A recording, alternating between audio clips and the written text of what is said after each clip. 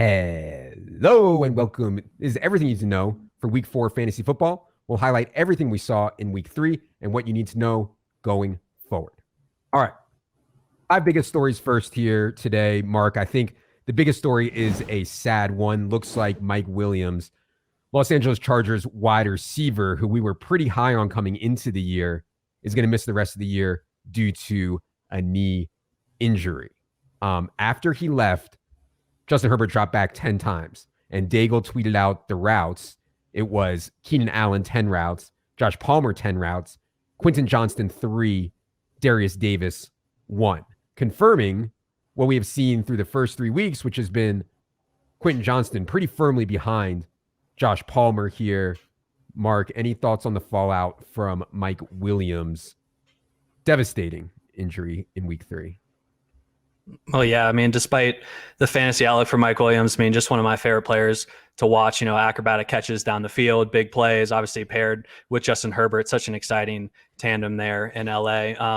In terms of fantasy and Quentin Johnston specifically, I think he will be the primary guy out there in 3 wide receiver sets behind Keenan Allen and Josh Palmer. They have mixed in Darius Davis, as you mentioned, but I think, with Quentin Johnston, first round draft capital, obviously they want him to succeed. So I think they're going to give him the opportunity to here.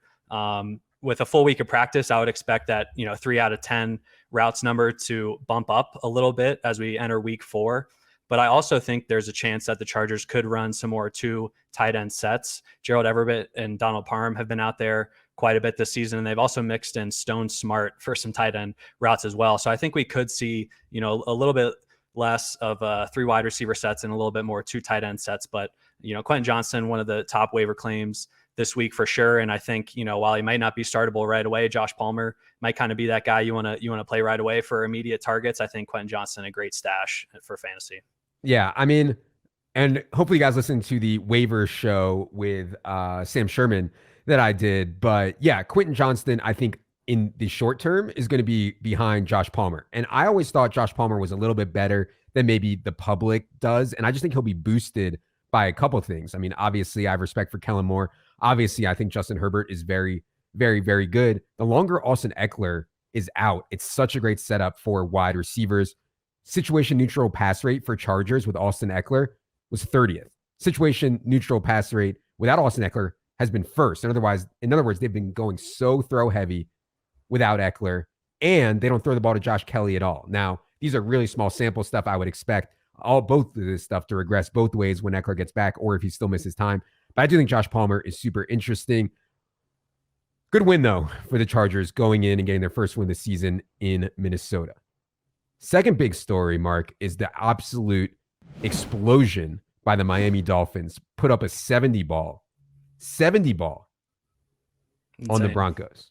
And we'll get to the Broncos' problems here in a second, but this was completely ridiculous. Now, we talked a bunch about Devon Achane on the... Actually, I believe he changed it. Everybody's giving me a hard time in the comments about struggling with guys' names.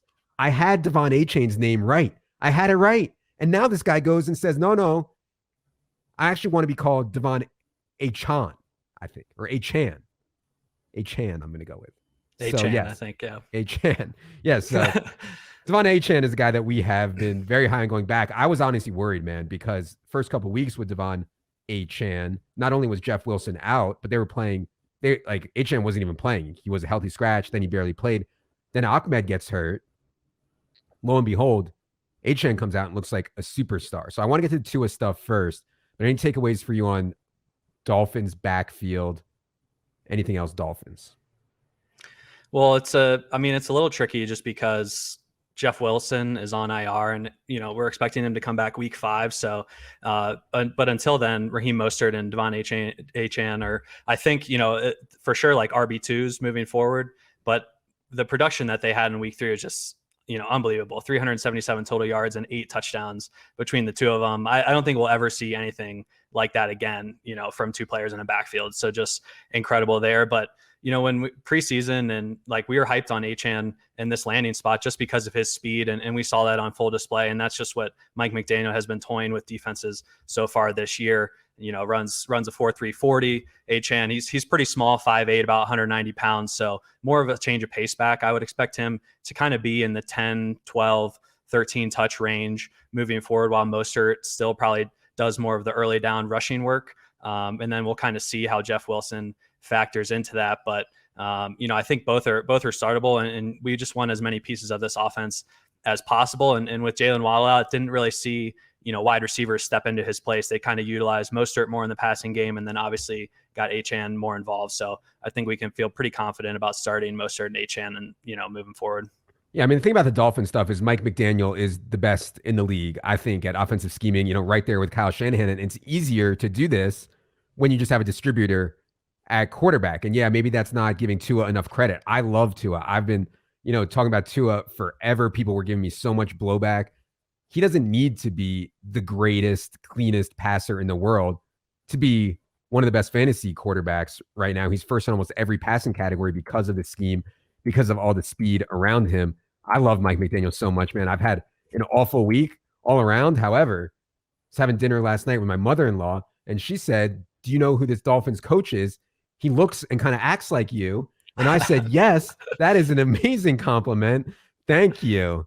Absolutely love Mike McD. Oh, the other take I wanted to say is just it's at least possible that Jeff Wilson is the direct backup to Mostert, and Achane has his own role, So, yeah, I think that's at least something to monitor going forward. Houston. I think a big story is like, how real do you think CJ Stroud is? I mean, the people in Houston are excited about CJ Stroud. Fantasy people are excited about CJ Stroud. He's the first quarterback in NFL history to have at least 900 passing yards, 4 passing touchdowns, and 0 interceptions in his first 3 career starts. I don't think he's necessarily been as good as maybe those numbers suggest, but he's been way better than I thought he could be, and that has flowed through to Tank Dell, who looks like an awesome pick, an outlier, I would say, at 165 pounds. So yeah, Mark, what do you think about Houston with it? I mean, really good win to go into Jacksonville and just smother Jacksonville, did the Texans. So yeah, any thoughts on Texans stuff going forward here? Well, yeah, this passing game has just been dynamite for the first 3 weeks. CJ Stroud, 4th in the NFL right now in passing yards, second to only Kirk Cousins in dropback. So the passing game volume is certainly there. And then when we look at the wide receivers, it's a pretty tight 3 wide receiver set now that Noah Brown is on IR. Robert Woods, affectionately known as Bobby Trees, leads the group with 90% of routes. And then Tank Dell is at 83%, has actually been running more routes than Nico Collins the last 2 weeks, which I think is interesting. We kind of see, I've seen Tank Dell categorized as a slot wide receiver, but that's not really the case. He's playing only about 20% of his snaps in the slot, whereas that's primarily Robert Woods' role. And then Nico Collins is also getting into the slot about 15% of the time as well. But anyway, here with these 3 wide receivers and their passing volume so far, I mean, I think like the target share is here to stay for all 3 of these guys. Obviously, we're a little more excited about Tank Dell and Nico Collins just because they're, getting targeted more downfield than Robert Woods, younger, a bit more explosive. And, I know Evan's been hammering the table on Tank Dell all offseason. You mentioned, in the pre-draft process, Tank Dell said that, the Texans or CJ Stroud specifically asked the Texans to draft Tank Dell. So I think there is certainly a connection there. And, with 2 rookies gelling, I like investing in Tank Dell and certainly think he's rosterable and potentially startable, moving forward. Yeah. I mean, when he was at Houston, I believe they listed him 5'10", 155, which is just insane. He's listed 165 now in the NFL, but his production in college was just completely ridiculous. 109 catches and 17 touchdowns for Houston in 2022. Guys carried it over big time to the NFL. And I think the floor is maybe lower than people think right now on Tank Dell, but you want these kind of players in your lineup. People are like, oh, well, Kenneth Walker, I don't know. Like, he has all these bust runs. Tank Dell, I don't know. But man, when these guys go off, it wins you the week. And I think that is something that people discount. Saints. Hated to see the Derek Carr injury, man. I had so much on Saints futures, largely due to their schedule, but I also just thought they were better than market perception. One of the best ones that I had on them was 42-1 for the Saints to be the last undefeated team in the NFL. They get a 17-0 lead late in the 3rd quarter, maybe in the 4th quarter against the Packers. Yeah, Derek Carr hurts his shoulder. He has to leave the game. Jameis comes in. I'm not saying it was Jameis's fault, but they choked off the 17-0 lead in the 4th quarter there. On the good side, and I do want to get to the fallout from that in a second. The good thing that we saw, though, was Kendra Miller's NFL debut. Didn't play a ton. Only 21 snaps for Kendry Miller, 9 carries, 1 target, but at least handled himself well and didn't aggravate the injury. So, any thoughts on Kendry Miller in this backfield going forward? Alvin Kamara comes off suspension this week as well. Well, with Kamara coming back this week, I would expect Kendry to slot into the RB2 role. He did play behind Tony Jones this week, but I imagine just moving forward that Kendry is going to get that RB2 role. So, I think at this point in time, he's probably just a bench stash. I felt okay kind of taking a shot on him in week 3 if you were desperate, which I was in a couple leagues where I started Kendry. But with Kamara coming back, I mean, he wasn't injured. Obviously, he was suspended. So I expect him to be in pretty decent shape. He's probably been working out and can, hit the ground running a bit there with workload. So I think Kendry is more just kind of, bench stash right now with potential upside. But in terms of this with Derek Carr and missing time, thankfully it seems to be relatively minor, just diagnosed as an AC sprain, technically week to week. And then with the Saints passing game, Jameis Winston is one of the more capable backups in the NFL, and we know his gunslinger mentality. So I think it's still decent, at least for the wide receiver core here. By the way, you guys have to watch Alvin Kamara's video. With all due respect to our video team, which I think is among the best on the entire internet, this was an all-time video. I retweeted it. You guys got to check Kamara getting out of jail video. So funny. My concern on the Kamara stuff, and I'm excited. I took Kamara where I thought he was a value in some best ball spots, in some certain constructions where I was okay the first few weeks at running back, and I'm excited to get him back where I had him in like the 9th round. People expecting him to come back and return like 3rd round value, I'm a bit concerned on, considering the way they soured on him a bit last year with Mark Ingram playing way more than I thought that he should have, and some underlying efficiency stuff that wasn't great on Alvin Kamara. But man, he's got to be fresh and ready and excited. So yeah, I'm cautiously optimistic on Kamara and cautiously optimistic that Derek Carr will only miss 0 to 2 weeks or something like that. We know the way Jameis plays. I mean, if Jameis has to start going forward, we know the way he plays. He's going to be aggressive down the field and not care that much about mistakes. And it can be really good for fantasy. It's not as good for guys like Michael Thomas, who need these like really accurate short slant passes. But I think for everyone else, it will be fine. Eagles last night go into Tampa and roll over the Bucs. I mean, Eagles are just so talented, man. They don't even have to play well. I mean, they're 3-0. I don't even think that they've played well yet. The story in fantasy is DeAndre Swift backing up his week 2 breakout by absolutely going berserk on the Bucs in week 3. I'm shocked, Mark. I'm shocked that this guy, who everybody was begging to get more playing time for the last 3 years, when he actually gets more playing time, is going nuts. And it's not just Detroit's coaches, because the Eagles coaches started by not playing DeAndre Swift at all. They had played Boston Scott and Kenny Gainwell ahead. So then they get the Gainwell injury, you get the Boston Scott injury, Rashad Penny, they want nothing to do with, it seems. And then you get breakout game for DeAndre Swift. Now, 2 breakout games for DeAndre Swift. I should note, Kenny Gainwell still played a lot. 43 snaps for Swift, 37 for Kenny Gainwell. But opportunities prior to that 15-play game-ending drive. And yeah, that counts. It would have been nice to see Swift, if you had Swift, get those carries. But prior to that 15-play drive, which was effectively garbage time, Swift 18 opportunities, Kenny Gainwell 7. It's kind of like what we said last week, the cat's out of the bag on DeAndre Swift now. You can't go back and play Kenny Gainwell as the 1A above DeAndre Swift. That would be irresponsible, I think. So what do you think about Swift going forward? I know we're working on rest of season top 150 right now, and anything else, Eagles. Yeah, I mean, too, just watching that game, the size and speed of DeAndre Swift really just pops off compared to Kenneth Gainwell, even though he's running through some massive holes. I mean, certainly you can see the talent, pop off the screen there. And just after 2 games, he's already second in the NFL with 308 rush yards, averaging an insane 6.8 yards per carry thus far. So obviously we expect that to regress a little bit, but Philly's strength lies in their offensive line offensively. So, that I don't think while that's going to come down, that average yards per carry, I think Swift is still going to be really effective. I think he's a locked in RB2 moving forward based on what we saw.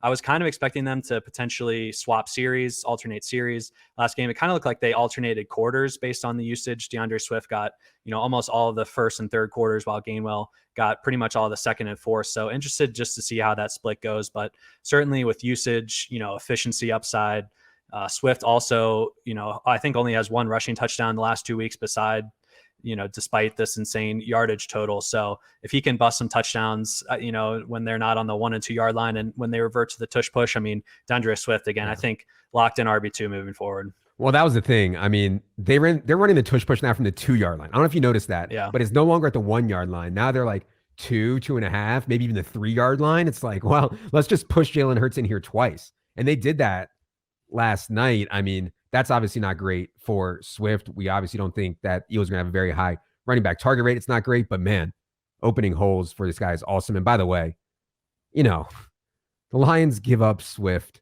for literally nothing and then spend the first round pick on Jahmyr Gibbs, who's like another Swift. And people are going to say, oh, Swift couldn't stay healthy in Detroit, blah, blah, blah. Like, it's just mismanagement and how he continues to run circles around the league. I mean, I don't study like trench stuff or even really look at it that much, but you have to be blind to not see Jalen. How did the Eagles get Jalen Carter? And the Bears are out here celebrating that they gave the Eagles whatever. Anyways. All right. Now we're going to go to the NFC and go alphabetical order here the rest of the way, starting with Arizona. So, this James Conner thing, and this was an awesome, awesome, awesome win for the Arizona Cardinals to have the Dallas Cowboys, very talented Dallas Cowboys, come in there and Arizona get a win.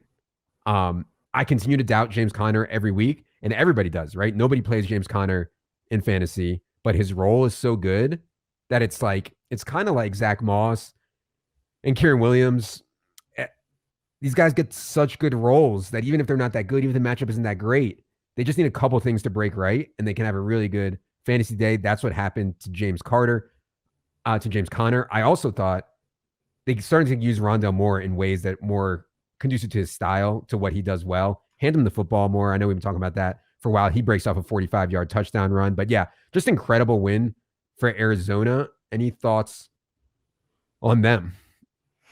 Well, we were expecting good volume for James Conner coming into the season, right? Because they have Keontae Ingram there, and then a surprise add to their 53-man roster was this guy, Amari DiMercado. So, James Conner, the volume was expected, but the efficiency so far has been extremely surprising. I mean, he's sitting at 5.2 yards per carry to start the season. He's third in the NFL with 266 rush yards. And, that's certainly unexpected here with this Arizona offense, who we thought would be in trailing game scripts the whole time, which hasn't really happened. They, like you said, they've been playing really tough, have played well the first 3 weeks, and obviously huge upset over the Cowboys. So, I think with James Conner, he's certainly startable as long as he's healthy, and he seems to be quite healthy now. So, outside of this Conner, this passing game, Marquise Brown has reinserted himself as the alpha here. He's up close to like 30% target share over the last 2 games. Meanwhile, Zach Ertz has fallen off after running 91% of routes in week 1. He was down to 64% in week 3 here, only had 2 targets. And then their rookie, Michael Wilson, I think is interesting. He's out there for, about 90% of the routes and has an insanely high ADOT, over 20 yards, 4th highest in the NFL. So, this passing game, trying to take deep shots down the field while leaning on James Conner, and the rushing game, that's the recipe they're using to stay in games right now. They play the 49ers in week 4 and the Bengals in week 5. It's about to get rough. Like, it's only so long that you can make it happen when you're not talented enough. And I think playing San Francisco and Cincy the next 2 weeks, it's going to be tough for James Conner, but yeah, he just keeps shoving it down my throat. Atlanta. So this is what happens when you have like no diversity in your offense, when all you can do is run and run from ahead. Falcons got behind, and then it was just like, it's over. It's over. What are you going to do? So the only thing that I like that the Falcons are doing offensively when they trail, or really anytime, is using Bijan Robinson as a really effective pass catcher. Bijan has run a route on 75% of Desmond Ridder dropbacks this season. He's been slaughter wide on 32% of his snaps. He leads all NFL running backs in target share at 19%. He's on pace to catch 79 balls. That's really good and will keep Bijan alive week to week. But as a team, when they get behind, it just is such a mess. Mark, any thoughts on Falcons? It is a bit of a mess for fantasy. I mean, this team is just wild to look at each week. Mac Hollins is currently their leader in receiving yards at 115. And, we've had 23 different players or 23 players put up 115 receiving yard game by themselves this week. So just, the passing game volume and efficiency here is just non-existent. In terms of Kyle Pitts, Bijan is looking good in terms of, you mentioned leading the team in target share. That's solid, and should be involved in the passing game. Kyle Pitts is leading all tight ends and percentage of teams routes run, but he also has the lowest catchable target rate of any tight end in the NFL. So, I mean, it's the same old story with Kyle Pitts. He's out there a ton running the routes, just can't get good quarterback play to really lift him. So it's tough here. I mean, it's tough to feel confident starting Pitts and Drake London in your leagues, but given, they're out there all the time, if they can just get any sort of decent quarterback play, they should be fine. But man, it's really hard to feel good about that. And, Arthur Smith, again, just repeatedly showing he's going to run regardless of the score. So it's tough out there in fantasy land for Falcons. They play the Jaguars this week. I believe that game is in London. I said stuff before the season, like it can't get any worse than Marcus Mariota was last year. It could be worse. Like Desmond Ridder could be worse or as bad as Marcus Mariota. So yeah, I fell into the trap too. So it's all right. Carolina. So one of the things Evan and I talked about last week or on Friday and whatever day that was, Andy Dalton's actually an upgrade for this offense. And I don't want to make a sweeping claim because Seattle secondary really, really, really been struggling, but Andy Dalton certainly looked like a more competent quarterback for this offense than Bryce Young did in the first two games. Obviously, Adam Thielen went completely nuclear. This is a guy we talked about on Friday night. I actually thought Adam Thielen was probably better play than Tank Dell just from a floor perspective. I mean, Adam Thielen is the guy on this offense that gets open. DJ Chark, though, came alive with Andy Dalton in there. Let's just keep in mind, though, Andy Dalton threw 58 passes in this game, and so everything is going to get inflated. I should also note, while we're talking about the wide receivers, Jonathan Mingo did sustain a concussion in this game. We'll see what his status is. But yeah, I mean, pretty impressive for the offense to go up to Seattle and have this kind of success. Mark, what'd you see out of Carolina? Well, I think Seattle is a defense we're going to be wanting to target in the passing game. They're averaging over 330 yards allowed per game passing wise to opposing offenses. So, keep that in your mind, which you are. And you mentioned the 58 passes from Andy Dalton is, pretty outlier performance there. But, I think Thielen is probably a wide receiver 3 potential flex started moving forward, especially in PPR. He caught 11 balls for 145 yards in this one, which is pretty wild. But you mentioned Jonathan Mingo went out earlier in the game. He actually had 5 targets on 18 routes before he went out. So pretty good target share for him there. I do think he's still an okay stash on the bench. DJ Chark seemed more like a, kind of just game environment. They threw a ton, had some downfield looks. He's not someone I'm really looking to roster, even start. So in terms of this offense, it looks like Bryce Young might miss this week as well. It seems to be a minor ankle thing, but, kind of to be determined there.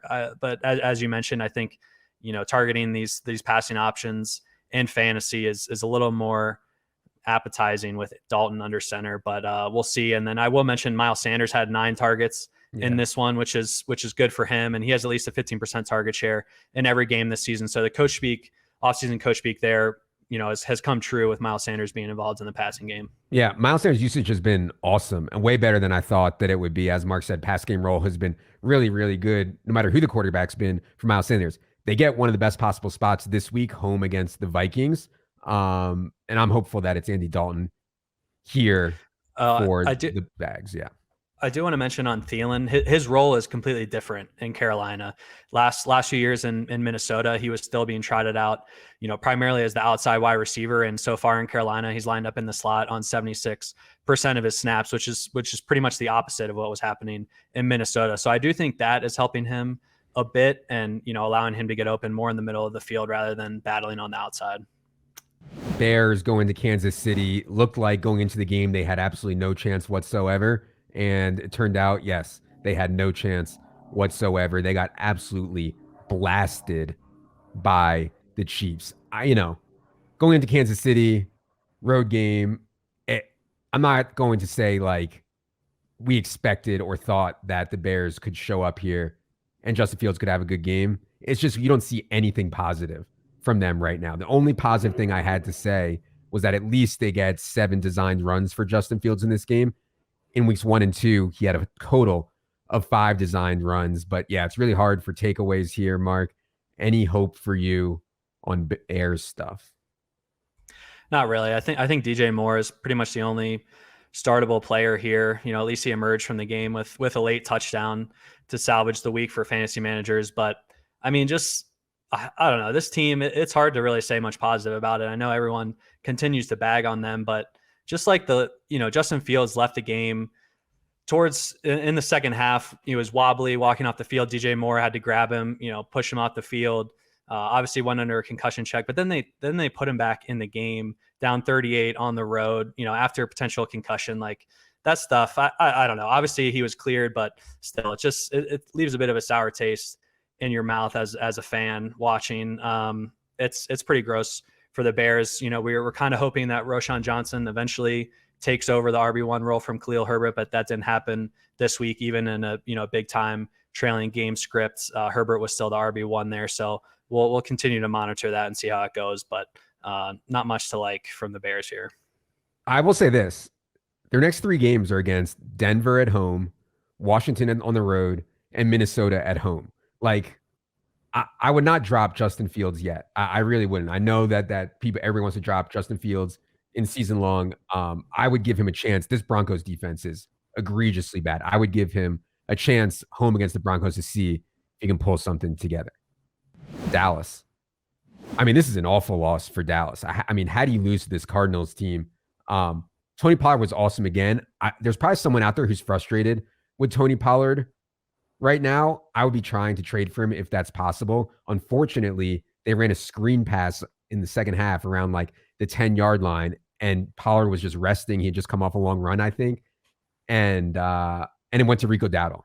And Rico Dowdle gets the screen for a touchdown. If Tony Pollard had gotten that, everybody is full pants off, going nuts, et cetera, et cetera. So if you have a chance to buy low on Tony Pollard right now, I think that is good. His usage remains awesome. But yeah, just a weird egg laid by Dallas here. Mark, what do you see from them?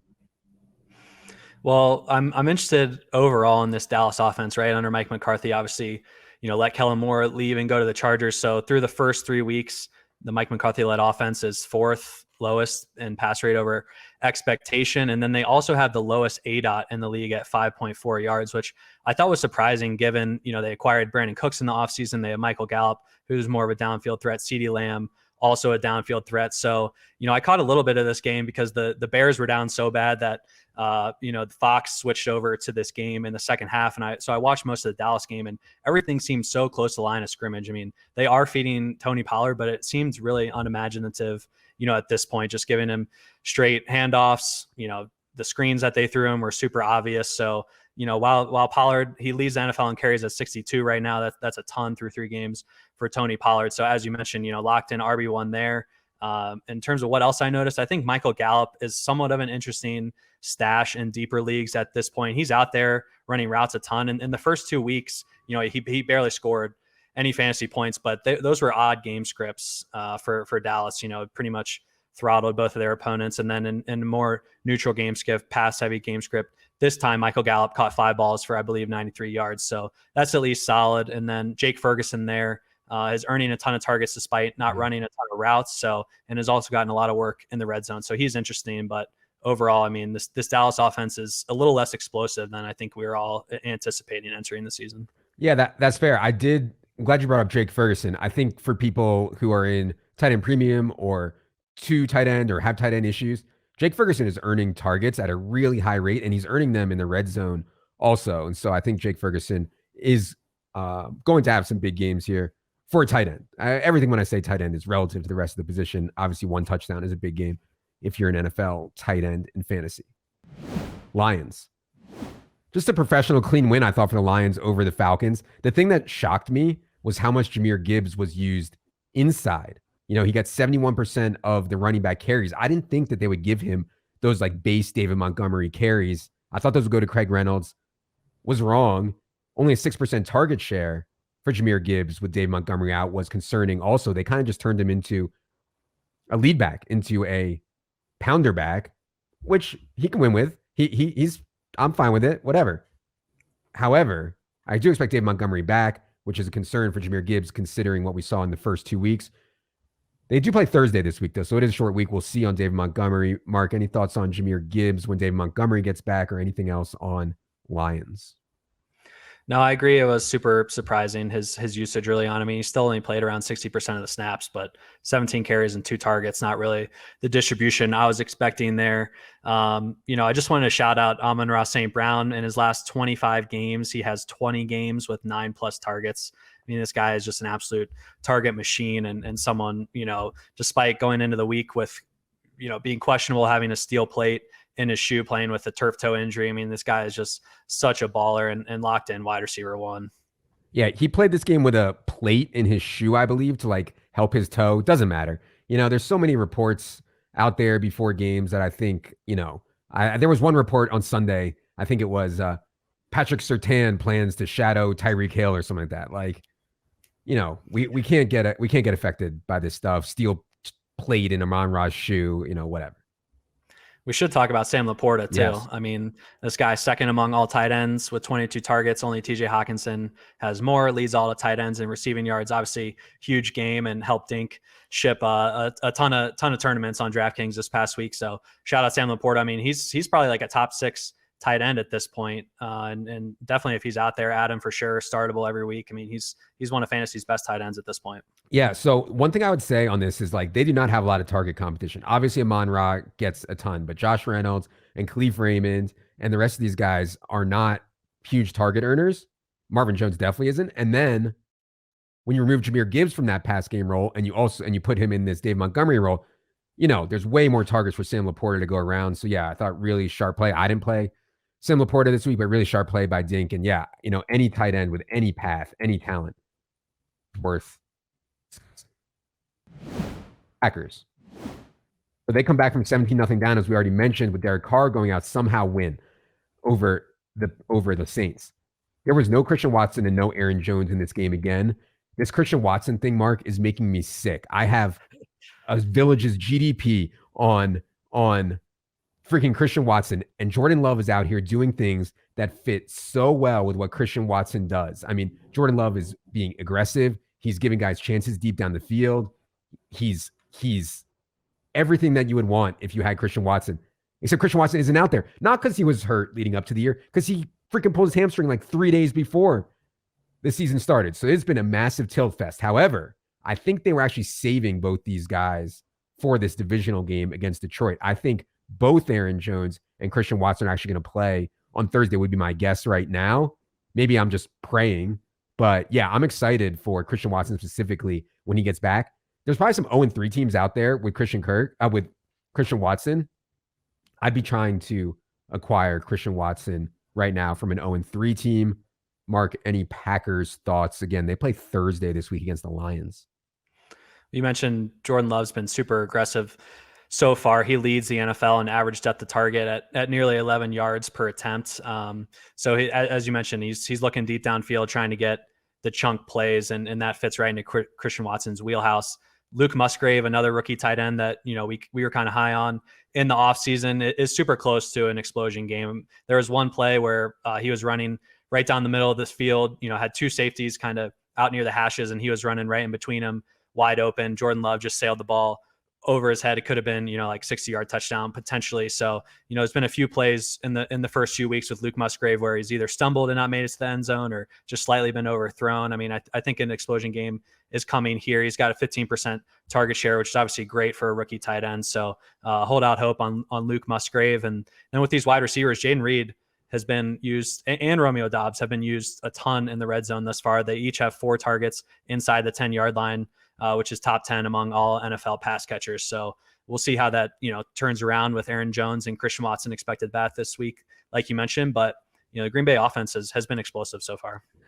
I hate to say bad things about our close personal friend, AJ Dillon, because he was generous enough to do a show with us, and he was a really cool guy. It's been a struggle for AJ Dillon, man. I mean, negative 1.26 rush yards over expectation this year. That's among the worst in the league. He also can't earn a target. I mean, Jordan Love is just not checking down. He's being so aggressive. AJ Dillon, 1 target on Jordan Love's last 69 pass attempts. Pretty crazy. Rams. Kyron Williams, not only do they give Kyron Williams every running back snap, I'm not exaggerating. He played every single running back snap in the game on Monday night. Over the last 2 weeks, he's played 131 snaps. Ryan Rivers has played 4. No one else has even played a snap since they let go of Cam Akers. But they also have this poor kid out there on punt returns. He's playing every single running back snap. He's putting his neck in there on pass protection. He's running routes. He's carrying the ball between tackles, and he's on punt return. This is like 1997 usage of a running back. I don't know what the Rams are doing to this kid, but it's amazing for fantasy. Now, I know that Kyron Williams did not have good results last night, but with this kind of workload, if you think he can sustain it, which I'm skeptical on, if you think he can sustain it, he's, outrageously strong role. So what do you think of the Rams game last night, Mark? It was certainly far from the best Rams game. I thought Bengals defense was very, very hungry, gave them a ton of problems. Yeah, the Rams were talk of the town, obviously, after the first 2 weeks of the fantasy season. And in week 3, they only ran 52 plays against the Bengals last night, which I think, stems a lot of the kind of fantasy frustration we saw last night from their players. Obviously, Tutu Atwell, big game, but Puka Nacua down to earth a little bit with 572 and 0 touchdowns receiving. You mentioned, the Kyron role is just out of control. He's like a low-end RB1 just based on this role with all the usage, and especially in PPR. He got 7 more targets last night. I think he has 17 targets in the last 2 weeks, just, outlandish numbers for a running back this day and age. So, I have confidence in the Rams. They ran 78 plays in each of their first 2 games. I mentioned 52 last night. So, league average is like mid 60s. So that's going to even out probably mid to upper 60s for the Rams. But certainly we want to be investing in this passing game moving forward. They are currently second in the NFL in pass rate over expectations. So, I feel like Tutu, Puka, Tyler Higbee, Kyron Williams, all fantasy starters moving forward. And we haven't heard anything on Cooper Kupp. I don't know if, I'm curious your thoughts there. If like no news is good news, if you're expecting news this week, kind of where you stand on Cooper Kupp and how it affects these guys when he comes back. Yeah, I have not heard anything on Cooper Kupp whatsoever, which I don't think means anything one way or the other. I'm operating as if he will be back when he's eligible to in week 5, but yeah, it's certainly far from a lock.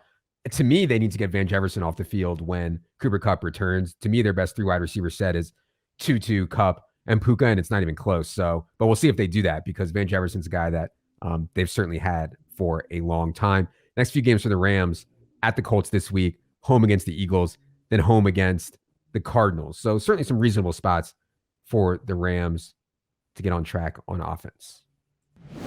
Vikings. So Vikings are 0-3 now, which I actually want to talk about in a second.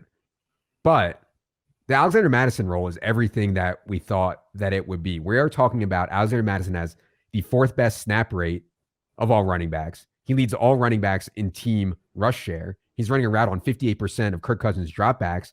He's seeing a target on 17% of his routes, and he's getting all the goal line work, and he's getting all the 2-minute stuff. This is a ridiculous role in a very high-scoring offense. And that was the whole thesis of Alexander Mattison in round 5 or round 6. Outrageous role in an awesome offense. You saw him, though, struggle somewhat again, stuffed at the goal line. There was a play where he fumbled the ball, but on replay, or I guess the ref said they blew the play dead before he fumbled, which I thought it was a pretty clear fumble, but he got away with it. So it's real shaky. Cam Akers was inactive for this game, but I expect him to be active for the next one once he gets time to get caught up in the playbook. So it's hard to say what to do right now for Alexander Mattison. I feel like even though he had a really good fantasy game, he won Dink $350,000 or whatever, people still don't have a high feeling of this guy. So like if you wanted to sell him right now, I don't know what you could get. But yeah, Mark, what do you think about Mattison and any Vikings stuff going forward?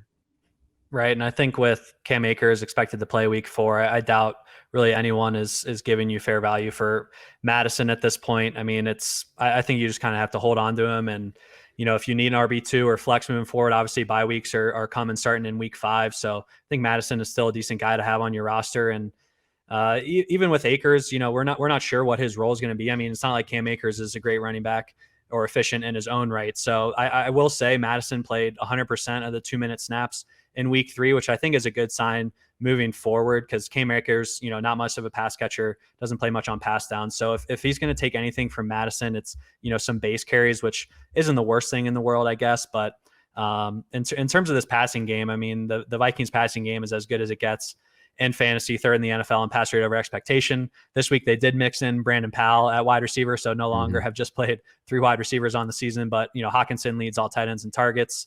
It's just fantasy gold mine for pass catchers here. Jordan Addison, by the way, up to 80% of the routes in week 3. Really good sign for him. Here's my concern, Mark. Vikings are 0-3.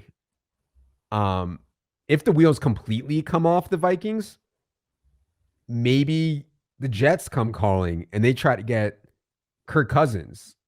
Maybe someone else comes calling and tries to get Kirk Cousins. Now, these are really hard deals to make in the middle of a season. Kirk Cousins obviously has a no trade clause, I believe, and a massive salary, but you never know. And obviously if Kirk Cousins leaves, it's toast. I mean, there's no way that Justin Jefferson and Jordan Addison and these guys are going to return value. So Vikings' next few games are at the Panthers. They have to win there. They're 0-3. Then home against the Chiefs, at the Bears, versus 49ers, at Packers. I mean, they'll probably win 1 or 2 of those games, but there's still some risk, I think, that sometimes Kirk Cousins maybe 5%, 7%, something like that Kirk Cousins isn't here for the whole season if the wheels completely come off. So I don't know. Maybe I'm being paranoid, but that's always been in my head. Yeah, I mean, thankfully they're in one of the worst divisions in the NFL, right? So even though they're 0-3, they're not completely out of it. They still haven't played a division game yet. So I think, we can kick the can down the road a little bit for the Cousins trade talk. I don't think it's happening anytime soon. That's fair. Giants were in a really difficult spot, short week, going to San Francisco, but they just crumbled. I mean, they were never really in the game. Another bad Daniel Jones game. The good news for the Giants was they got Wan'Dale Robinson back. He only ran 9 routes, but he earned 5 targets on those 9 routes. To me, they got to get Wan'Dale out there ahead of Paris Campbell. I also think they need to play Jalen Hyatt more. Like, they just need some guys out there that can make explosive plays, especially when Saquon Barkley isn't out there. I mean, Matt Breida played a ton. He played well ahead of Brightwell, but the opportunities were close. And you're not going to just get explosive, really good plays out of nothing from guys like Gary Brightwell and Matt Breida. So a lot to work on for the Giants for sure. They've had some very difficult spots so far. What do you think about them going forward, Mark?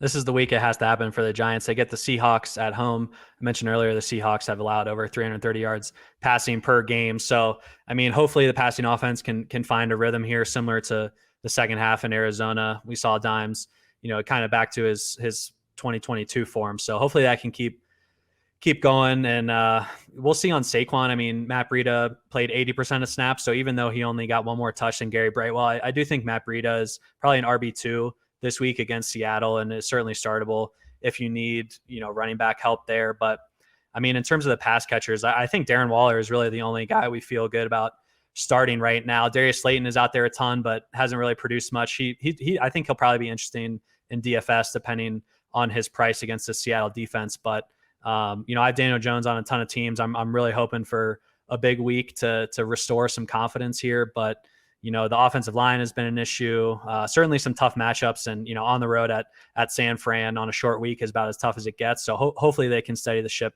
here this week, and we'll feel better after week 4. I do think, and we'll talk about this more on Friday night, but I do think that it's way easier right now to throw on Seattle than run on them. So agreed. I think make or break for the Giants and Danny Dimes in the pass game this week. 49ers, just mentioned, got that easy win over the Giants. I mean, they've scored 30 or more points now in 7 of Brock Purdy's 8 starts. It's insane what he's doing. I mentioned Tua and the point guard stuff. Brock Purdy is not doing it at the same aggression level as Tua is, but Purdy's an incredible distributor. I don't think that people are giving him enough credit. And obviously, when you have all these pieces around you, it can look really, really good. The Debo play is so insane. Literally 5 minutes before that Debo play, I said to my friend, I was like, man, if Debo doesn't break 10 tackles, catch a screen pass and break 10 tackles, he's dust. And then immediately the guy catches a screen pass, breaks 10 tackles for 60 yards. I mean, the guy is absolutely insane at yards after catch. at breaking tackles. What do you see out of 49ers easy win last Thursday, Mark? Not a whole lot. I mean, Brandon Ayuk was out, but it didn't really change too much. Ray McLeod and Ronnie Bell kind of stepped in to pick up most of the routes, but the excess targets pretty much went to George Kittle. Debo got a few more, and then CMC was also involved. And we saw Eli Mitchell get in there for a bit, but in terms of game script, like it was an easy game to work him in more on the short week. I think after the 10-day layoff, we've seen CMC have the best role outside of Kyron Williams among fantasy running backs so far. So I expect that to return in week 4, but we know who we're playing here on San Francisco. Debo, CMC, Ayuk, Kittle, weekly starters. Hopefully you get the touchdowns to follow. But yeah, San Francisco is, I think, pretty straightforward. By the way, you forgot Zach Moss when you were talking about best running back roles in the entire league. Christian McCaffrey, Zach Moss, and Kyron Williams. I'll say this.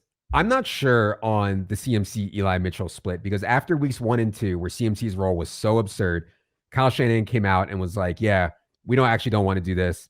We need to get Eli Mitchell more touches. We don't want to run CMC into the ground. And I believed him, and it was really easy to buy into that on a short week. Now, as Mark said, CMC still got 18 carries. And we looked at a prop. I don't remember. I think it was 17 and a half carries was Christian McCaffrey's prop in that game. And I was like, yeah, Eli Mitchell's going to play a ton, but they're going to have so many running back touches that he still could go over. And that's what happened. I mean, it was crazy. 18, even though Eli Mitchell got 11. So I'm not too worried for fantasy about these carries from the first and 10 from the 20 that CMC may or may not be getting. As long as he's still getting the targets and the red zone work, that's what's important to me. But I do think that Eli Mitchell getting 7, 8 carries a game is what they should do probably. And I kind of think that's what they will do. But yeah. Right. It's probably better long-term for CMC anyway, right? Like we'd rather 16 to 20 touches, get the high value touches, some catches rather than, 20 to 25 and potentially break down as the season goes on. Seattle, Kenneth Walker was awesome in this game. I mean, guys just like good at the game. I know he has some duds when he doesn't score touchdowns. I know he has some duds when his yards per carry is really, really low, but he also has games like this. I don't know if you guys saw this long catch that he makes. And what Mark was saying before about pass game roles for running backs aren't all equal. And Kenneth Walker's normally isn't like this, but he caught a ball like 30 yards down the field. I mean, it was crazy. Tony Pollard was just like flaring out behind the line of scrimmage and hoping that he gets a dump off or some kind of small screen. So the Kenneth Walker stuff was awesome, awesome, awesome. I will note that Zach Charbonnet is starting to play more, but it's went more at the expense of DJ Dallas than Zach Walker. Charbonnet, 22% of snaps in week 1, 37% of snaps in week 2, up to 43% of the snaps in week 3. So I'm not here to say that Charbonnet is like threatening Kenneth Walker right now, but Charbonnet just icing DJ Dallas, I think, would go a long way towards Charbonnet's standalone value if he can do that. Mark, what do you think of Seattle's win over the Panthers? I think you handled the backfield pretty well there. I do think Charbonnet is still a solid bench stash at this point, getting up close to 50% of snaps, and Kenneth Walker just such a stud. I'm glad we were high on him coming into the season. In terms of the passing game, Lockett, Metcalf, we kind of know what we're getting there. They're going to be around 20% of the target share each week for both of those guys. But the JSN role, we were kind of entering the week. Will Dissly was out, so we thought, potentially Seattle might run more through wide receiver sets, try to work in JSN more.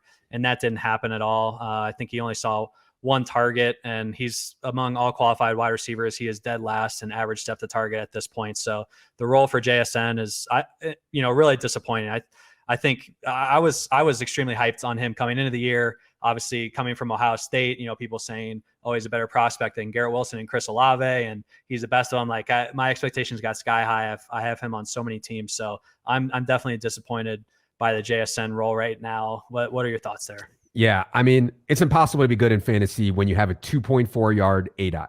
2.4 yards. I mean, some running backs have better ADOT than 2.4 yards, and he's only earned a 13.6% target share. I think the problem is that we underestimated how hard it would be to steal targets from Tyler Lockett and DK Metcalf. These are two awesome, professional, very, very, very good NFL wide receivers. And yeah, I think earning targets at the expense of those guys is just hard. It's just hard to do, period. So yeah, just is what it is. Bucks. The Bucks, I guess you could say they were in the game in the first half, but not really. I mean, they got whitewashed, I feel like, by Eagles defense. And you see what happens to Rachaad White. I know everybody's excited about Rachaad White due to the way he played in week 2. When you play the Bears, you're going to be efficient. Other than that, Rachaad White has never been efficient in his entire NFL career, really. So I do have my concerns on him and like a ton of matchups that are not Bears matchups. What did you think of Tampa's game against the Eagles last night? Well, I think the Baker hype, officially is over after week 3. He didn't play awful, but weeks 1 and 2 played Minnesota and Chicago, who I think, at least now and probably at the end of the season, we're going to look back and say those are 2 of the worst 5 defenses in the NFL. So, a little fall from grace here for Baker, but I mean, another good week for Mike Evans. He has a 30% target share through 3 weeks. That's awesome. I mean, certainly fits Baker's game pretty well, it seems. And then Chris Godwin is still up there at 20% target share. So while he really hasn't returned much fantasy value yet, I do think those games are coming. He was pretty close, to a couple touchdowns, also caught a 2-point conversion. Like, he's going to be involved. The offense is going to run through those 2 guys. In terms of Rachaad White, I mean, the efficiency is a huge concern. We can pretty much only play him in DFS and against teams with really weak defenses. I mean, you just saw him getting stuffed at the line repeatedly last night. So it's a tough outlook for him, but at least he has a great role, some receiving work, but the upside is certainly questionable with Rachaad White. At Saints versus Lions versus Falcons next for the Tampa Bay Bucks. Last NFC team is the Washington football team. My God, Sam Howell, man. My God. You got to get rid of the football, dude. You got to get rid of it. He's now taken 19 sacks in 3 games. 19 sacks in 3 games. He let the Bills defense score 33 freaking DraftKings points. He's on pace to take 107 sacks. The NFL record is 76. It's absolutely insane. And I never said or thought that Sam Howell would be good. I thought that he could be a better distributor to his weapons. Jahan Dotson has been dust.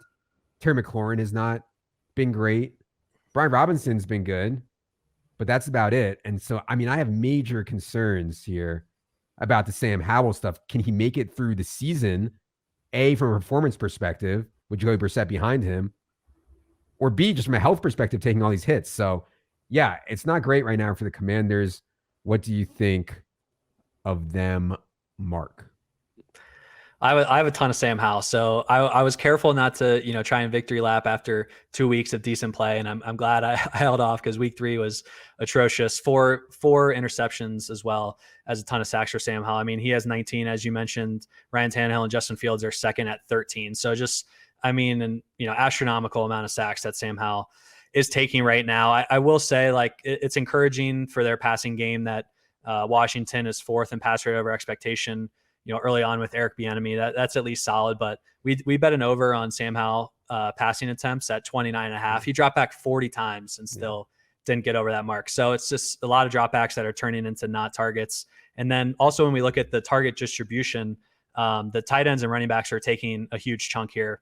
The Washington wide receivers have the 3rd lowest, total target share of any team in the NFL, which is surprising because they have Terry McLaurin, Jahan Dotson, and Curtis Samuel, three very solid and above average wide receivers. So I think we're going to have to piece it together week by week here, depending on the matchups. But certainly, like, when Washington's going up against a strong defensive line, they haven't played Dallas yet. They play Philly this week. I can't even imagine how many sacks Philly's going to get against Sam Howell this week. So I won't mention with Brian Robinson, he only played 37% of the snaps this week when they were trailing like the whole time. So, he's still got a decent amount of touches, but in trailing game scripts, he's going to be tough in fantasy for us.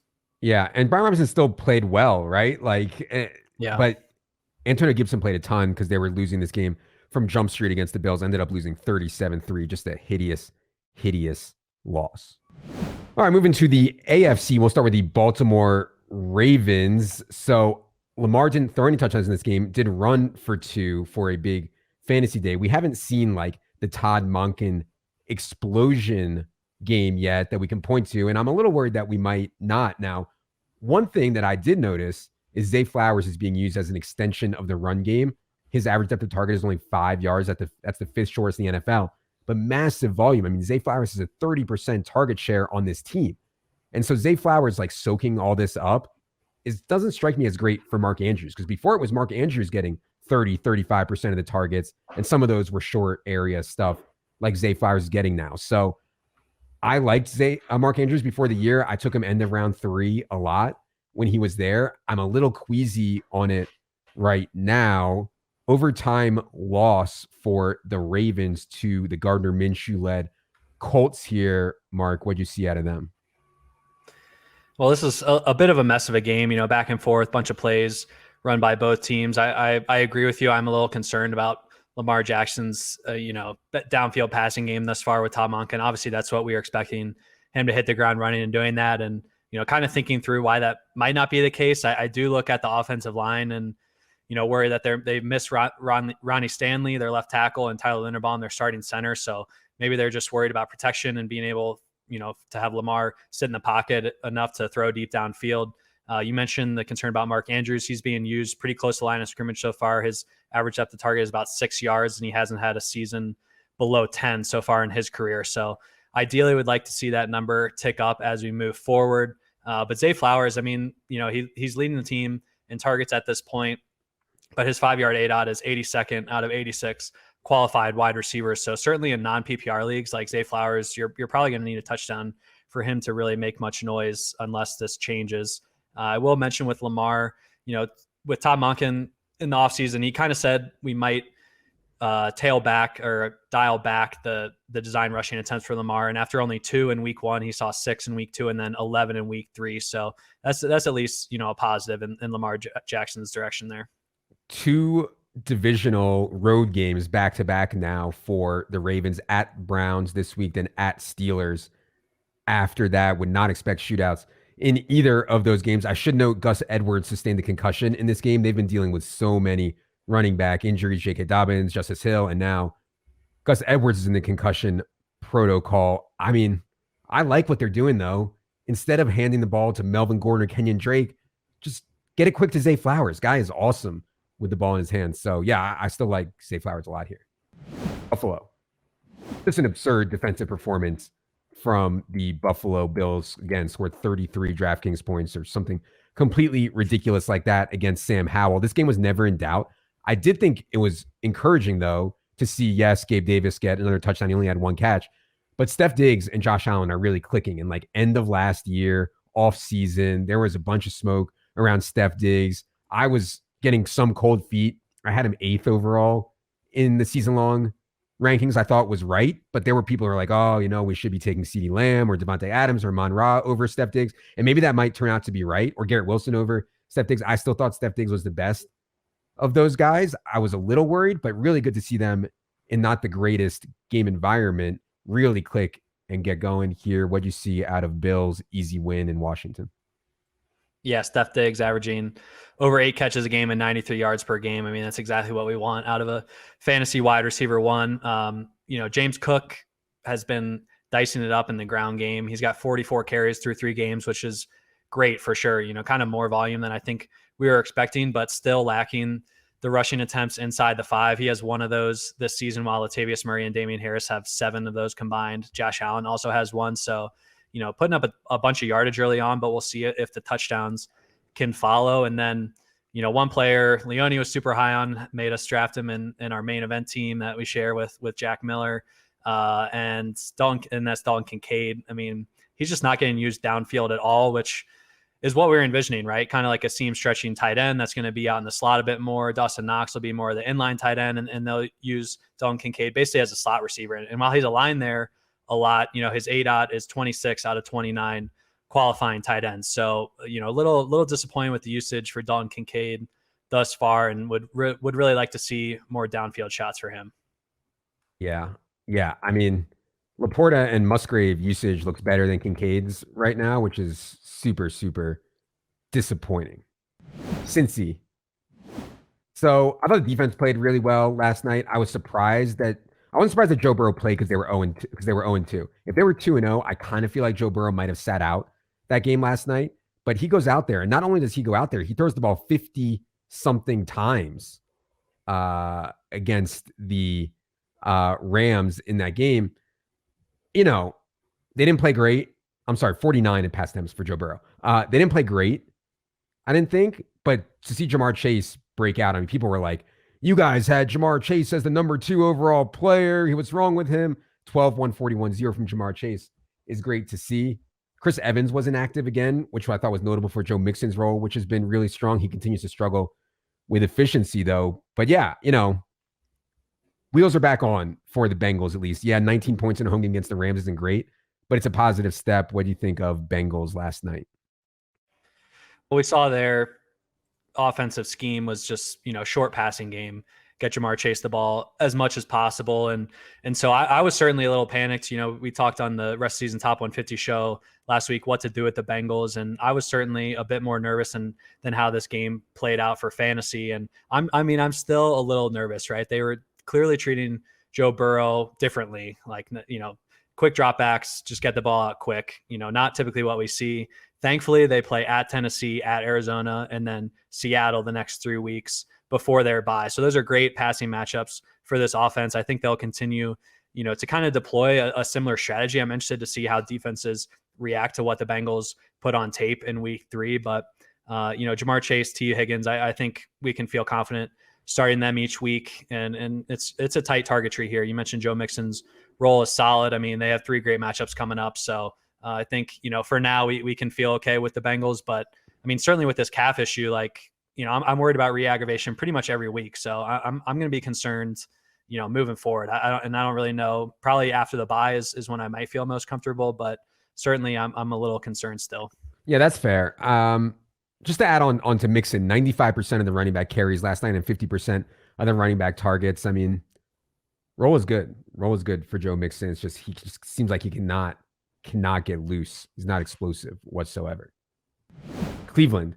So I thought this was Deshaun Watson's best game as a Brown and not particularly close. Now, it did come against what looks like, at least through 3 weeks, one of the biggest pass funnels we've ever seen. I mean, Tennessee has been lights out against running back and getting shredded in the pass game. So I don't want to go too far and say Deshaun Watson is back, but still good to see him go 27 out of 33, play his best game as a Brown, get both Amari Cooper and Elijah Moore going. What do you think about Deshaun Watson and any Brown stuff going forward? This is kind of what we were expecting from Deshaun. I think, a little bit more efficient in the passing game, added a few points on the ground thanks to rushing. I think he had about 17 rush yards. But, I would say this game made me most excited about Elijah Moore's role. Through 3 weeks, he has the same amount of targets as Amari Cooper. And, Cooper is being utilized much more down the field. But coming into the season, I was a little skeptical of Elijah Moore's role in this offense. I thought Donovan Peoples-Jones would eat in a bit more than he has, despite being out on the field nearly every snap. But Elijah Moore in PPR leagues, I think he caught all 9 of his targets this week as, an every week wide receiver 3 starter. And I think obviously with the Tennessee pass funnel, in context here, I do think the Browns are going to continue to lean pass heavy with Nick Chubb out. Jerome Ford, we saw catch a sick touchdown where he's lined up out wide, ran a sluggo, faked out the cornerback, had an easy touchdown reception there. So I do think this team is going to lean more pass heavy, and that's good for Deshaun Watson in fantasy. And I think we can be confident in a few of their pass catchers. Yeah, I think that's totally fair. And we are raising Cleveland's pass rate in the back end for Nick Chubb being out. I will note that I thought Kareem Hunt, considering he just came off the street, looks pretty good. He only got 14 snaps, did Kareem Hunt, but he got 8 opportunities on those 14 snaps. Pierre Strong came in for garbage time. So I still like Jerome Ford. I still think Jerome Ford is the 1A, but he's getting clipped a little bit in garbage time by Pierre Strong. He's getting clipped a little bit and probably rising by Kareem Hunt. So yeah, it's not like all roses for Jerome Ford, I don't think. Denver. Man, this defense is bad. We have some history of Denver having really good defenses at least and be able to rush the passer. I mean, they cannot rush the passer at all. That was something we talked about on Friday. They let the Dolphins run game, just go historically nuts. But I also think that they can move the ball better this year than they have recently. And that creates a ton of shootout opportunities for the Broncos. Cortland Sutton had some really bad fumbles, but he was pretty decent. Jerry Jeudy looks healthy at least. And they still haven't gotten Marvin Mims going. Marvin Mims has run 27 routes all year, and he scored 42.8 DraftKings points on those. He's still somehow way behind Brandon Johnson and sharing the wide receiver 4 role with Lil Jordan Humphrey. But I expect that to change in relatively short order. So they can do it on offense, and the defense is so bad. So, like, yeah, sneaky shootouts. A lot of them, I think, coming for Denver here. Mark, what do you see out of their ugly, ugly, ugly loss in Miami?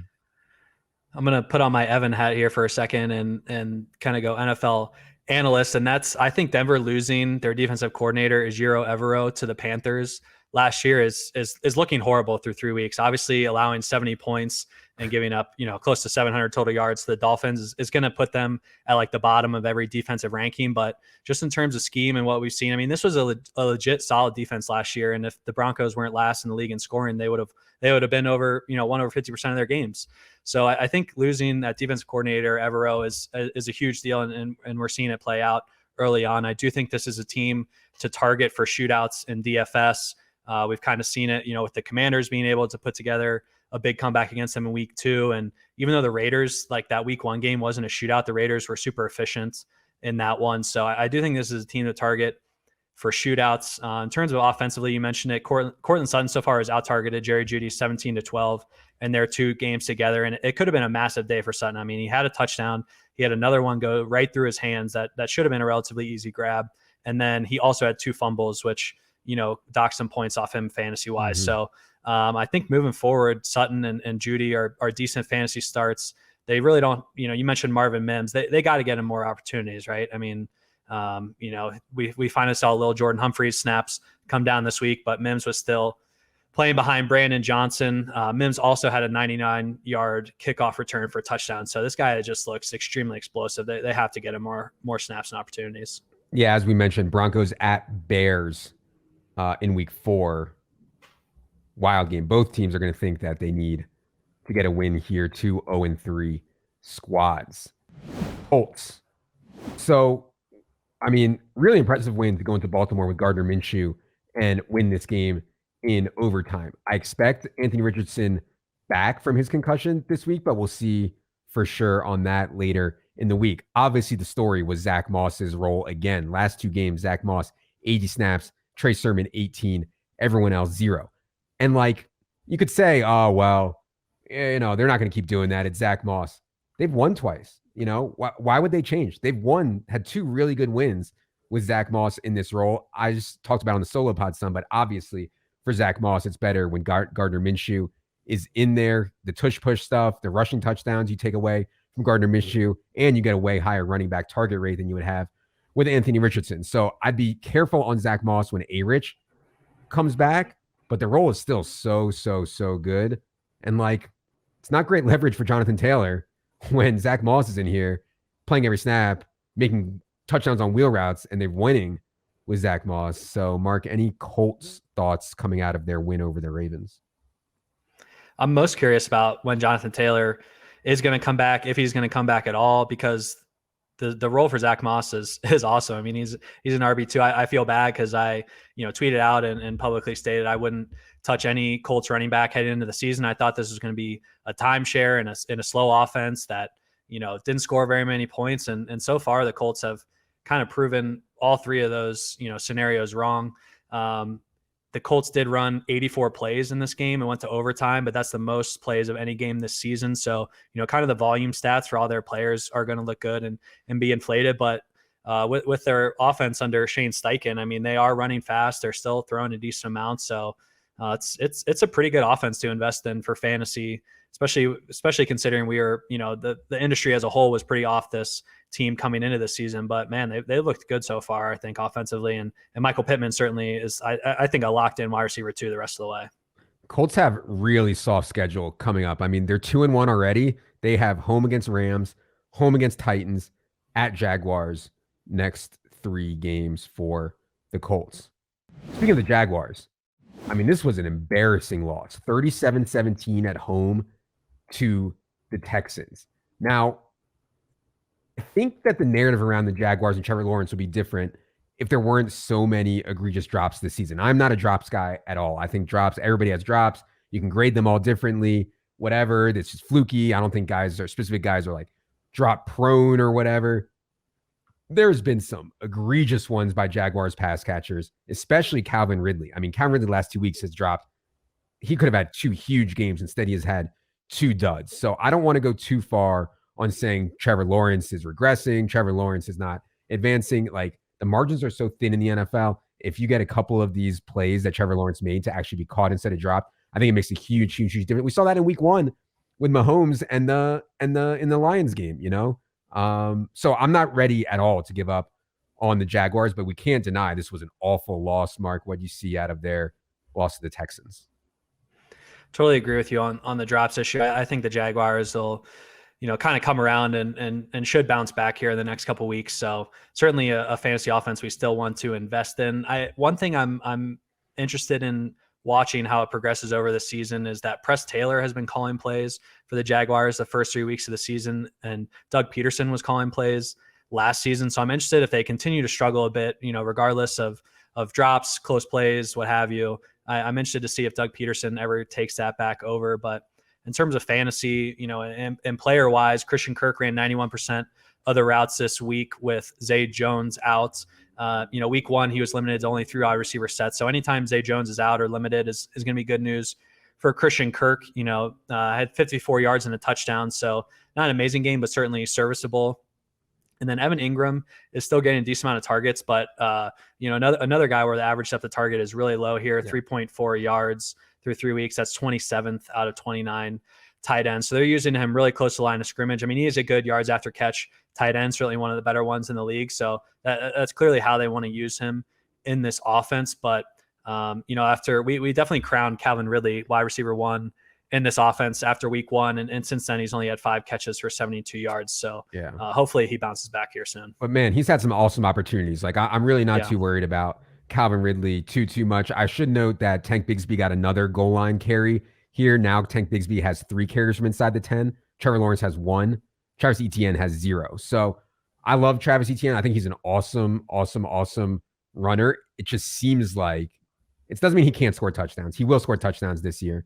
But it just seems like they prefer Tank Bigsby down there in short yardage.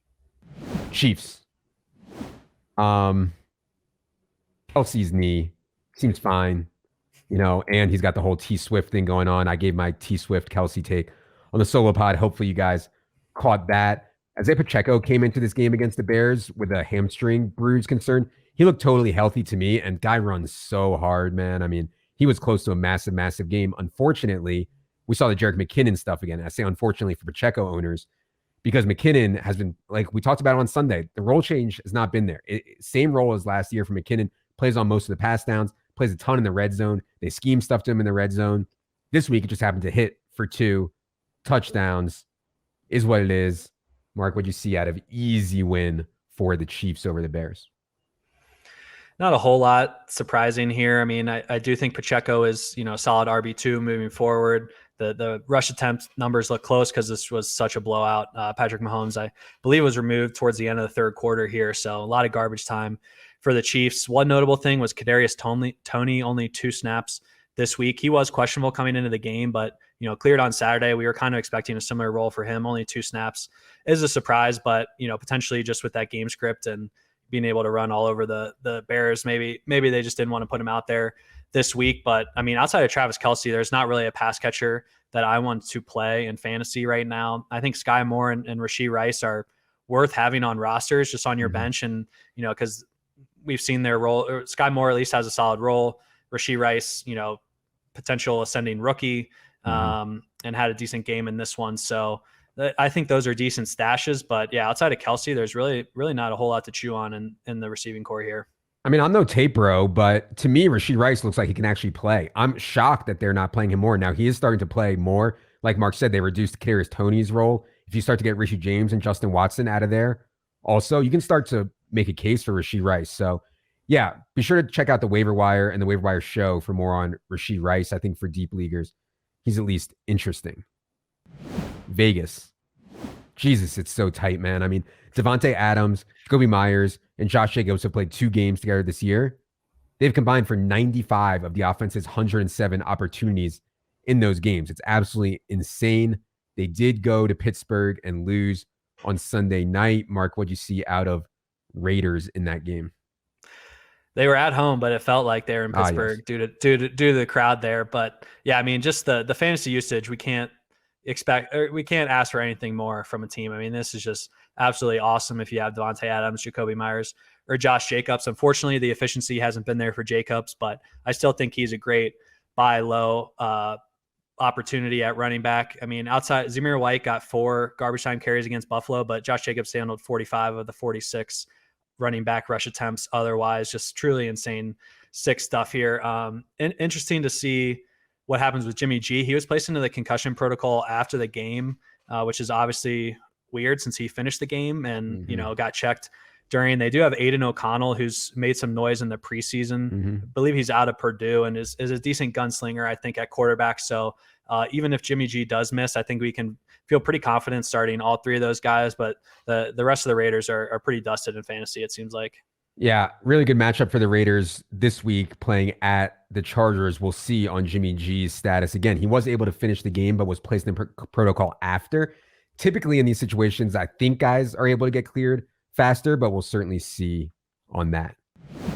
New England, I mean, yeah, they won. If they were facing any other quarterback on earth, they would have lost this game. I mean, they would have, I mean, the Jets are a better team. They're just at the one position, which happens to be the most important position in sports. They're just putting themselves at a massive, massive disadvantage. We'll get to that in a second. But yeah, on New England, I mean, we do this every week. Every week it's the same thing. I'm just literally bored by the Patriots offense. Bored. Ramondre Stevenson was 6,500 on FanDuel this week, which for you guys who don't play on FanDuel, it is insanely cheap. And I still didn't play any Ramondre Stevenson. I mean, 6,500 is like almost free for a starting running back, and I still didn't play him. It's just so boring. Is there anything you have on Patriots for the people coming out of their ugly win over the Jets? Yeah, I mean, I'll bang the table for usage on Ramondre. It's still been solid. I mean, he profiles as RB2 moving forward. Just no efficiency so far, which is what we loved Ramondre for last season. He only has 2.9 yards per carry right now. I expect that to normalize and get into the 4s at least, which would help. His volume is still solid despite Ezekiel Elliott being there. And then in terms of the pass catchers, I mean, Hunter Henry is still startable at tight end. He and Mike Gesicki are both top 5 among tight ends in average depth of target. So they're at least using them a bit down the field, which is solid for us in fantasy. But in terms of the wide receivers, I mean, no one we can really feel confident about starting unless it's just an absolute cupcake matchup. And pretty much the only good thing you can say about the offense is they're playing fast. They're getting a bunch of plays off. So at least volume wise, it's okay. But in terms of efficiency, speed, explosive plays, there's really none of that to be had. See, I'm worried about Ramondre's efficiency because, like, if you guys listen to the solo pod 2 weeks ago, I did the tape bro thing and tried to talk about the 2 high safety stuff. You don't have to do that when you play the Patriots, right? Patriots have no one that can burn you deep. So why would anyone put 2 high safeties up against the Patriots? You can bring a safety into the box. You don't lose anything. Nobody's beating you deep on the Patriots. So yeah, I don't know, man. It's just a mess. Jets, speaking of messes. So people were like still arguing somehow that Zach Wilson was, capable of having this team be a actual offense. I think, and I said this as soon as Aaron Rodgers went down, it's just so bad for Breece Hall. It's so bad for Garrett Wilson. It's so bad for everyone. And yeah, you've seen the last 2 weeks, like, how can you play these guys confidently in fantasy when the grocery store guy is at quarterback? And so they make a move today, Tuesday. They bring in Trevor Siemian, who, by the way, Trevor Siemian used to be Peter Jennings' neighbor when he lived at the Landmark in the apartments over there. But anyways, this guy is probably better than Zach Wilson. I actually would be more optimistic for Breece Hall and Garrett Wilson if Trevor Siemian plays. But I'm afraid they're going to roll this kid out there again. They're going to roll him out there again. I'm worried. So I don't know, man. Until they make a move at quarterback, it's just really hard for me. And people were crushing me in the comments. I mean, crushing me. Like, Breece Hall did it last year with Joe Flacco, and you can't win with this kid. You can't have offense with this kid. So there'll be better matchups. There'll be better game environments. But man, it's a struggle right now. What do you think of the Trevor Siemian ad? Anything else for you on Jets coming out of their loss to the Patriots? I don't have much to say about the Trevor Siemian ad. I mean, I think it's maybe potentially better, but all I'll say is, I really wish Mike White was still on this team. Yes. Yeah, I mean, the Zach Wilson stuff, it's mind blowing to me that an NFL franchise, especially the new one like the New York Jets with all this money, all this influence is leaning on Zach Wilson still. And it's just like, if draft capital wasn't a thing, I mean, this guy would have been, as you said, checking people out at Safeway a year ago. So it's just absurd. I feel really bad for Jets fans here. They have a league low 42 points through 3 games. Outside of Garrett Wilson, like, I have Breece Hall in a ton of leagues. I started him again this week thinking that they would just have to lean on him. But man, I don't know. I think, I'm going to be starting like Jerome Ford ahead of him. I think you can, there's a lot of backs that are going to get more work than Breece Hall, and the plays per game for the Jets are extremely low. Like, just nothing about this Jets offensive environment is good at all. And they have a tough schedule coming up. They play the Chiefs this week at home. Chiefs have a good defense. They do play at Denver in week 5, I guess that would be, but then they have Philly at home. So, I mean, like, 2 of the next 3 games, I think most Jets are pretty much unplayable in fantasy.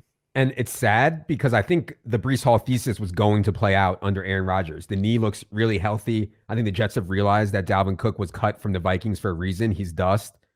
And so I think we would have gotten a really big Breece Hall season if Aaron Rodgers was in there. Breece did outtouch Dalvin here, 13-11. Breece set a season high in snaps with 31. Dalvin only played 16. Like, if they were to get a quarterback, Jacoby Brissett, Kirk Cousins, Ryan Tannehill, I mean, anyone, I think Breece would be successful.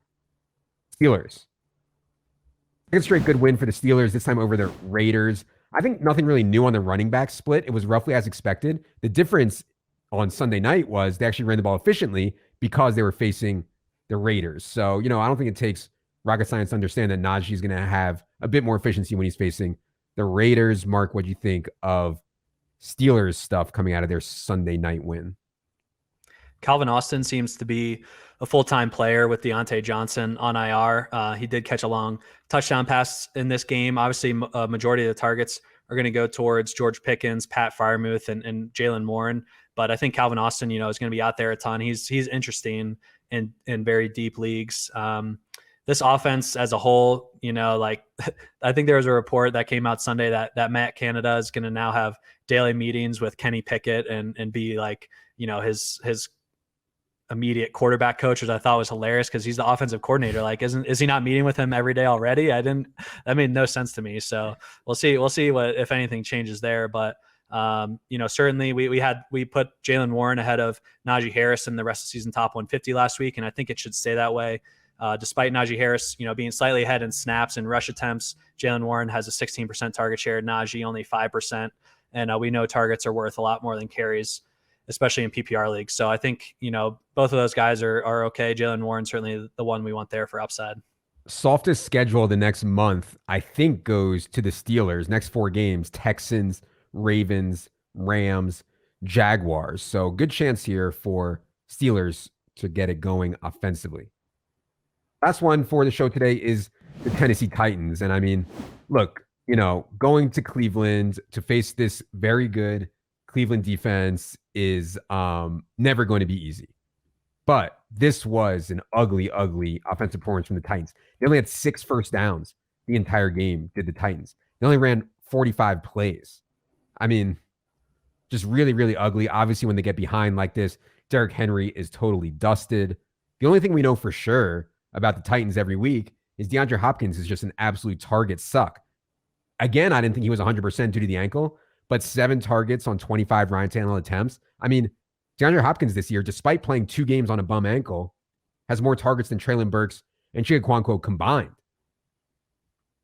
I don't know if that's a recipe for success, man. So it's ugly right now. I know they had a good performance in week 2 and got a win. I still think Vrabel will have them overperform, but at some point they're gonna have to blow this thing up. I mean, winning a Super Bowl with Tannehill and Derrick Henry as your core is just, and DeAndre Hopkins at this age is it's just not it. So what do you think of Titans getting blown out in Cleveland?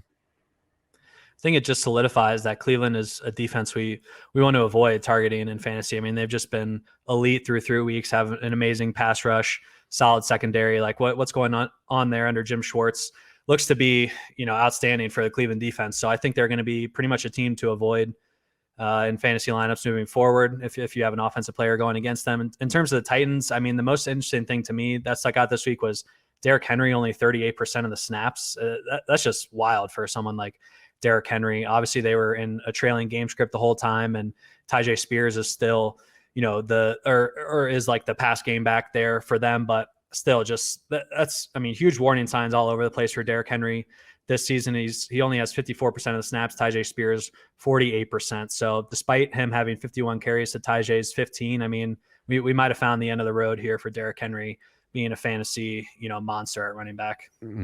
Sad times. Titans face the Bengals at home in week 4.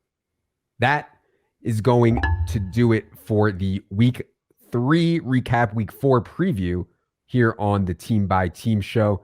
Many, many, many, many thanks to Mark for filling in for Evan. Mark crushed. Evan hopefully will be back for Friday night's show. We'll be talking all things week 4 DFS main slate, trying to run it back and have another great week in the streets.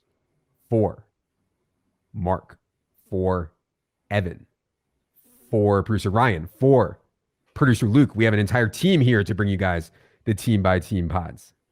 I'm Adam. Good luck, everybody.